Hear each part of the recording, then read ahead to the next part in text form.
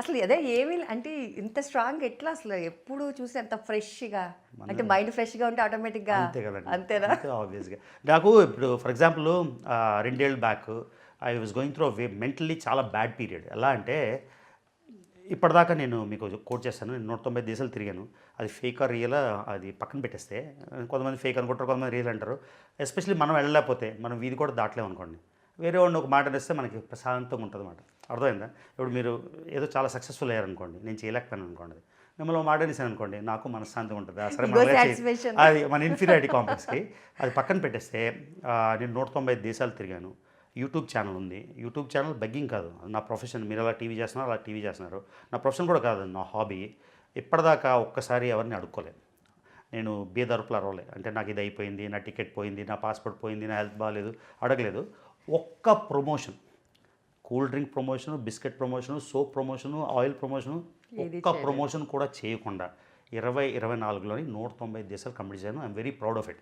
ఎందుకంటే మనం చూస్తాం చాలామంది, నేను ఆ ఊరు వెళ్తాను, నాకు ఈ డబ్బులు ఇవ్వండి, లేకపోతే ఇక్కడికి నేను వెళ్తాను, మీరు డొనేట్ చేయండి.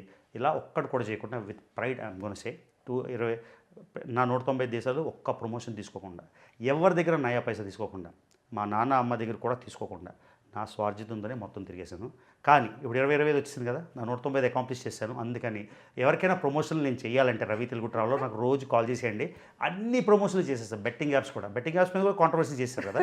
నాకేమనుకున్నా అంటే ఒక బెట్టింగ్ యాప్ చేసేద్దామని, అంటే just to prove a point. ఎందుకు నేను చేయకూడదు, ఎవరు నన్ను ఆపుతారు.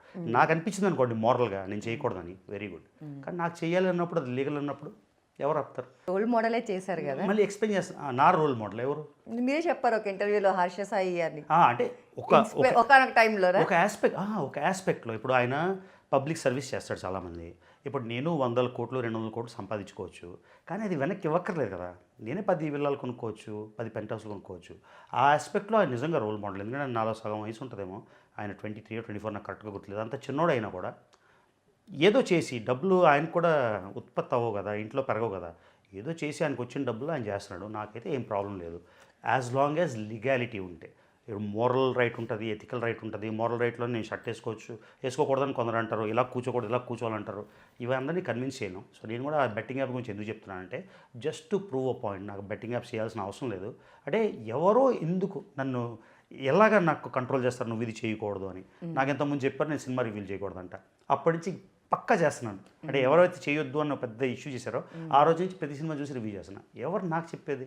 నేను ఎవరిని డబ్బులు అడగట్లే కదా, నా ఇష్టం వచ్చేది చేసుకుంటా, అంతే కదా. ఇప్పుడు నేను మిమ్మల్ని కించపరచకుండా, మిమ్మల్ని ఏమనకుండా, నా పని నా జోన్లోని, నా స్ఫియర్ ఆఫ్ ఇన్ఫ్లుయెన్స్లో ఏవైనా నేను చేసుకోవచ్చు. మీరెవరు నాకు చెప్పడానికి? అది ఓకే. అంటే రీసెంట్‌గా హర్ష సాయి ఇష్యూ జరిగింది. మీకు తెలిసే ఉంటది కదా! అంటే నేను అంత ఫాలో అవ్వడానికి టైం లేదు, కానీ ఇష్యూ అయితే జరిగిందని తెలుసు. కరెక్ట్. అంటే ఒక ఒక అమ్మాయి దగ్గర డబ్బులు తీసుకొని సమ్ మూవీ ఏదో చేస్తారని చెప్పేసి అది చేయకపోవడం కోర్టు వరకు వెళ్ళింది కదా కేసు. మరి ఏమైంది తర్వాత? నాకు తెలియదు, నిజంగా తెలియదు. అడుగుతాను. నిజంగానే తెలీదా? అంటే కోర్టులో ఏమైందో ఆ తర్వాత, అంటే కోర్టు దాకా కేసు అయింది, ప్రస్తుతానికైతే కేసు నడుస్తోంది. నడుస్తుందా? మరి అలాంటప్పుడు కేసు ఆల్రెడీ నడుస్తున్నప్పుడు మనం కామెంట్ చేయకూడదు. ఎందుకంటే అది పెద్దోళ్ళు లాయర్స్ చేతిలోని, కోర్టు చేతిలోని, పోలీస్ వ్యవస్థ చేతిలో పెట్టినాడు. మన ఒపీనియన్ ఇప్పుడు నేను ఒకటి చెప్తానండి, అది కోర్టు ఏమో రేపు ఆపోజిట్ జడ్జ్మెంట్ ఇచ్చిందనుకో, అప్పుడు నేను తప్పు చెప్పినట్టు కదా. సో కోర్టులో ఉన్నదాని గురించి మనం కామెంట్ చేయకూడదు. కాకపోతే హర్ష సాయిని నేను ఒకసారి కాదు 2-3 సార్లు కలిసాను ఇన్ పర్సన్. నాతోని చాలా బ్రహ్మాండంగా, చాలా అద్భుతంగా, వెరీ జెంటిల్ మ్యాన్ లైక్. నేను ఆయన నువ్వు అన్న, ఆయన అన్న మీరు అని అంటాడు, చాలా రెస్పెక్ట్ఫుల్గా మాట్లాడతాడు. కానీ అలా మాట్లాడాడు కాబట్టి లోపల ఆయన ఏంటో నాకు తెలియదు కదా. సో ఆ కేసు గురించి ఎవరిది తప్పు ఏంటి మనకి డీటెయిల్స్ తెలియనప్పుడు, ఎప్పుడైనా సరే చూసినప్పుడు రకరకాల పర్స్పెక్టివ్లు ఉంటాయండి. ఇప్పుడు మీకు ఆయనకి ఒక పక్క ఆయనకి డిస్ప్యూట్ అయింది అనుకోండి, ఆయన చెప్పింది కరెక్టే ఉంటుంది, మీరు చెప్పింది కరెక్టే ఉంటుంది. మనకు ఆ లోపల లోతు తెలిసిన వరకు మనం కామెంట్ చేయలేం. సో ఆ డిస్ప్యూట్ అయిందని తెలుసు, కోర్టుకి వెళ్ళిందని తెలుసు, కానీ డీటెయిల్స్ అయితే నాకు